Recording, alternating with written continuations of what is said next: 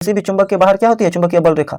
चुंबकीय बल रेखा चुंबक के नॉर्थ ध्रुव से निकल करके साउथ ध्रुव में प्रवेश करती है।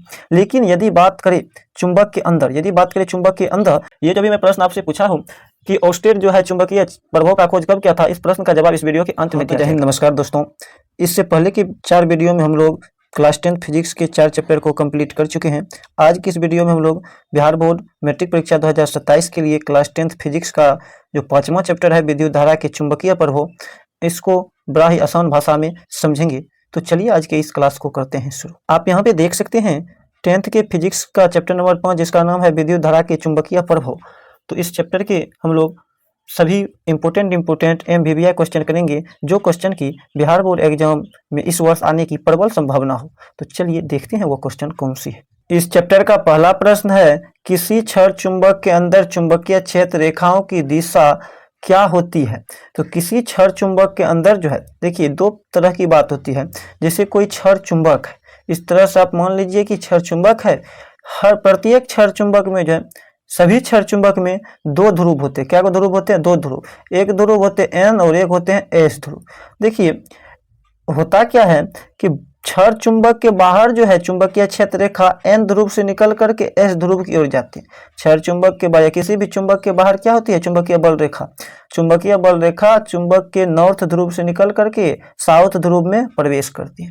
लेकिन यदि बात करें चुंबक के अंदर, तो चुंबक के अंदर जो है ये S ध्रुव से N ध्रुव की ओर जाते हैं, S ध्रुव से N ध्रुव की ओर जाते हैं। तो चलिए देखते हैं इस प्रश्न का सही जवाब क्या होगा। तो बोल रहा है किसी छड़ चुंबक के अंदर जो है चुंबकीय क्षेत्र रेखा क्या होगी? तो ये दक्षिणी ध्रुव से उत्तरी ध्रुव की ओर होगा, दक्षिण ध्रुव से उत्तर ध्रुव की ओर होगा। चलिए अब हम लोग देखते हैं प्रश्न संख्या 2 को। विद्युत चुंबक बनाने के लिए प्रायः किस प्रकार के छड़ का उपयोग किया जाता है? तो विद्युत चुंबक बनाने के लिए नरम लोहा का उपयोग किया जाता है।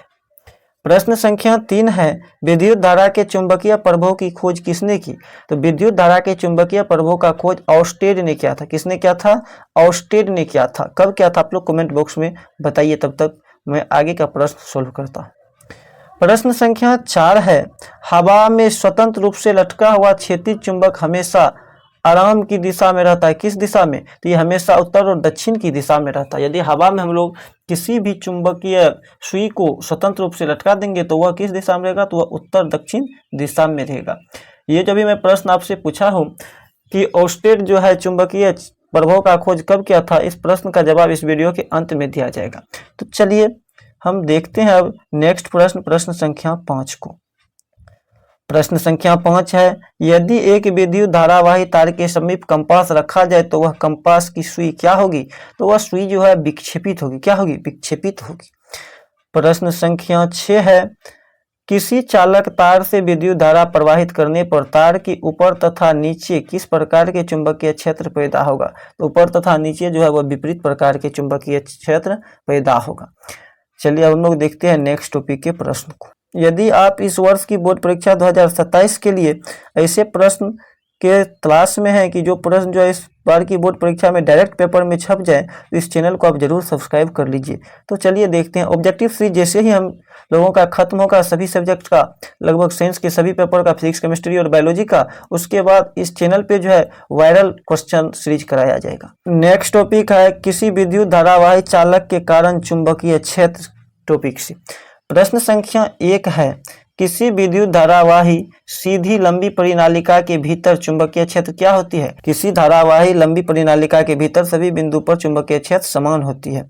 प्रश्न संख्या 2 है, किसी प्रोटॉन का निम्नलिखित में से कौन सा गुण किसी चुंबक क्षेत्र में मुक्त गति करने पर परिवर्तित नहीं हो सकता है? तो चाल जो है वह परिवर्तित नहीं हो सकता है। चलिए देखते हैं प्रश्न संख्या 3 को।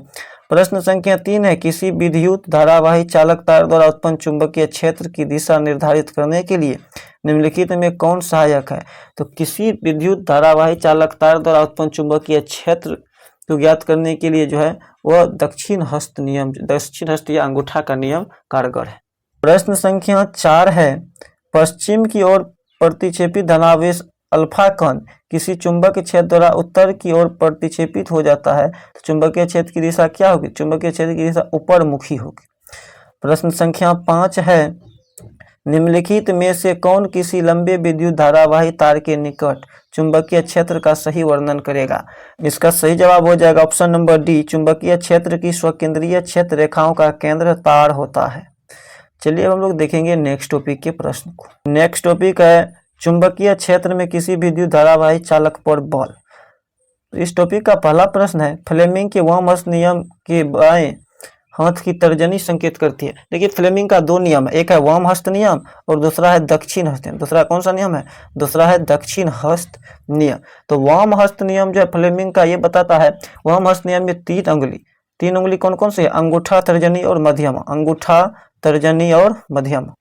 अंगूठा, तर्जनी और मध्यमा में अंगूठा जो है बल की दिशा को निरूपित करता है, अंगूठा बल की दिशा को, तर्जनी चुंबकीय क्षेत्र की दिशा को और मध्यमा विद्युत धारा की दिशा को, मध्यमा विद्युत धारा की दिशा को। तो यहाँ पे क्वेश्चन है, फ्लेमिंग के वाम हस्त नियम के बाएं हाथ की तर्जनी संकेत करती है। तो तर्जनी जो है वह चुंबकीय क्षेत्र की दिशा को संकेत करती है। प्रश्न संख्या 2 है, फ्लेमिंग के दाएं हाथ के नियम में मध्यमा उंगली क्या दर्शाती है? तो दाएं हाथ के नियम में मध्यमा उंगली जो है वह चालक में विद्युत धारा की दिशा को दर्शाएगी। चलिए देखते हैं नेक्स्ट टॉपिक के प्रश्न को। नेक्स्ट टॉपिक है विद्युत मोटर। ये बहुत ही इंपॉर्टेंट टॉपिक है।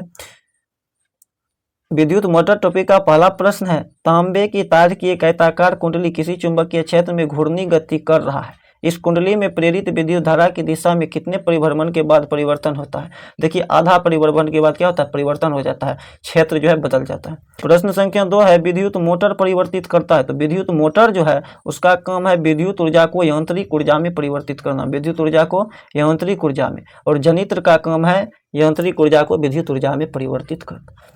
प्रश्न संख्या 3 है, वह उपकरण जो विद्युत ऊर्जा को यांत्रिक ऊर्जा में बदलता है। विद्युत ऊर्जा को कौन ऊर्जा में बदल, किस ऊर्जा में बदल रहा है? यांत्रिक ऊर्जा में बदल रहा है। तो विद्युत ऊर्जा को जब यांत्रिक ऊर्जा में बदलने का बात आएगा तो होगा विद्युत मोटर। प्रश्न संख्या 4 है, बैटरी से किस प्रकार की धारा प्राप्त होती है? देखिए धारा होता है दो प्रकार का, एक प्रत्यावर्ती धारा, एक दिष्ट धारा। तो बैटरी से जो है डीसी करंट अर्थात दिष्ट धारा निकलती है, और बिजली वाला जो होता है करंट, ये होती है प्रत्यावर्ती धारा, बिजली वाला। प्रश्न संख्या 5 है, विभक्त वलय प्रयुक्त होता है। विभक्त वलय किस चीज में होता है? तो विभक्त वलय जो है वह डीसी मोटर में होता है। प्रश्न संख्या 6 है, विद्युत मोटर की क्रिया आधारित है। विद्युत मोटर की क्रिया जो है विद्युत धारा और चुंबकीय प्रभाव पर आधारित है। प्रश्न संख्या 7 है, निम्नलिखित में कौन सुरक्षा युक्ति है? देखिए ए मीटर जो है, ए मीटर का काम है विद्युत धारा का मान ज्ञात करना, धारा का मान ज्ञात करना। और यूनिट बोर्ड ये जो है इसका काम है कितना बिजली खपत हुआ, बिजली बिल ज्ञात करना। एमसीबी जो है यही है सुरक्षा यूनिट। सुरक्षा युक्ति क्या है? एमसीबी है। अब लोग देखेंगे नेक्स्ट टॉपिक के प्रश्न। नेक्स्ट टॉपिक है विद्युत चुंबकीय प्रेरण। प्रश्न संख्या 1 है, विद्युत चुंबकीय प्रेरण की खोज किसने की थी? तो विद्युत चुंबकीय प्रेरण की खोज फैराडे ने किया था। प्रश्न संख्या 2 है, चुंबकीय फ्लक्स कैसा मात्रक होता है? चुंबकीय फ्लक्स कैसा मात्रक? वेबर होता है। प्रश्न संख्या 3 है, फैराडे ने बहुत से क्रांतिकारी खोज की जिनमें शामिल है विद्युत चुंबकीय प्रेरण और दूसरा विद्युत अपघटन के नियम को फैराडे ने खोज किया। प्रश्न संख्या 4 है, निम्नलिखित में से किससे प्रेरित धारा को दिशा प्राप्त होती है? तो किससे प्रेरित धारा को दिशा प्राप्त होती है? तो लेंज के नियम से प्रेरित धारा को दिशा प्राप्त होती है। चलिए अब हम लोग देखेंगे नेक्स्ट टॉपिक के प्रश्न को। नेक्स्ट टॉपिक है विद्युत जनित। इसका पहला प्रश्न है, डायनमो से किस प्रकार की धारा प्राप्त होती है? डायनमो से जो है वह दिष्ट धारा प्राप्त होती है। डायनमो से किस प्रकार की धारा प्राप्त होती है? तो डायनमो से दिष्ट धारा प्राप्त होती है। प्रश्न संख्या 2 है, विद्युत जनित्र का सिद्धांत आधारित है। विद्युत जनित्र का सिद्धांत किस पे आधारित है? तो विद्युत चुंबकीय प्रेरण पे आधारित है। प्रश्न संख्या 3 है, थोड़ा धुंधला पता चल रहा है, कोई बात नहीं, मैं पढ़ के बता देता हूँ। प्रश्न संख्या 3 है, विद्युत धारा उत्पन्न करने की युक्ति को कहते हैं? तो जनरेटर कहते हैं विद्युत धारा उत्पन्न करने की। इसके बाद मोटर का कार्य होता है विद्युत ऊर्जा को यांत्रिक ऊर्जा में परिवर्तन करना। एमीटर का कार्य होता है विद्युत धारा की मान को ज्ञात करना। प्रश्न संख्या 4 है, किस युक्ति में विभक्त वलय दिक् परिवर्तन का कार्य होता है? तो विद्युत मोटर में जो है विभक्त वलय दिक् परिवर्तन का कार्य होता है।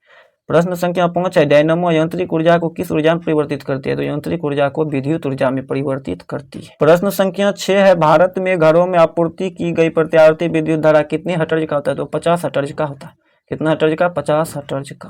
प्रश्न संख्या 7 है, तरंग दैर्घ्य को सामान्यतः व्यक्त किया जाता है तरंग दैर्घ्य को मीटर में। प्रश्न संख्या 8 है, प्रत्यावर्ती धारा की दिशा चालक में होती है। प्रत्यावर्ती धारा की दिशा चालक में आवर्ती रूप से उल्टी होती है, ये बदलते रहता है। चलिए अब हम लोग देखेंगे नेक्स्ट टॉपिक के प्रश्न को।